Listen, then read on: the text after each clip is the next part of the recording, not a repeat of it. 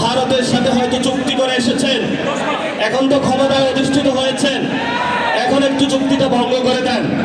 যদি আপনাকে ক্ষমতায় থাকতে হয় ভারতের সাথে নয়, বাংলাদেশের মানুষের সাথেই থাকতে হবে ইনশাআল্লাহ। আপনাকে রিফর্ম অ্যাসেম্বলি গঠন করতে হবে।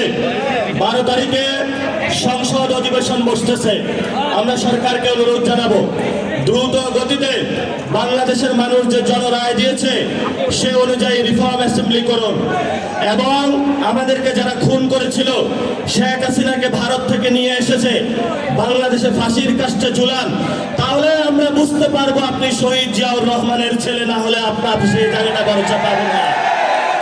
শহীদ জিয়াউর রহমানের যদি ছেলে হয়ে থাকেন, আপনার বাপকে যারা হত্যা করেছিল, খালেদা জিয়াকে হত্যা করেছিল যারা, আপনার মেরুদণ্ড যারা ভেঙেছিল, তাদের সাথে আপনি আঘাত করবেন না। তাদের সাথে যদি আঘাত করেন তাহলে বিএনপির যারা নেতা কর্মী রয়েছে তারাই বিদ্রোহের পতাকা বাংলাদেশ উত্থাপন করবে। অনেক আমরা সহ্য করেছি। এই যে আমার নামে আজকে একটা মামলা হলো, মানহানির মামলা। ওই ব্যক্তি চাঁদাবাজি করে, সন্ত্রাসী করে, এমন লোকের কোনো মান থাকতে পারে না। যার মান আছে তারই তো মানহানি হয়। মামলা করেছে আরেকজনকে দিয়ে, গোপনে গিয়ে হলে সাক্ষী হিসেবে উপস্থিত হয়েছে। এগুলাকে আমরা বলবো গুপ্ত। আপনি ঢাকা হাটে ফেল করেছেন, লিখে রাখুন জনাব আব্বাস। আপনাকে তারেক জিয়া এসে রক্ষা করেছে। তারেক জিয়া যদি এসে রক্ষা না করতো তাহলে আপনি মির্জা আব্বাসের ছুনোপুটিও আমরা ঢাকা হাটে খুঁজে পাইতাম না।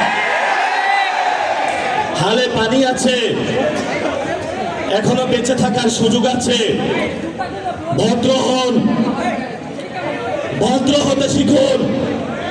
আমরা সভ্য সমাজে বসবাস করি, অসভ্য আচরণ করবেন না।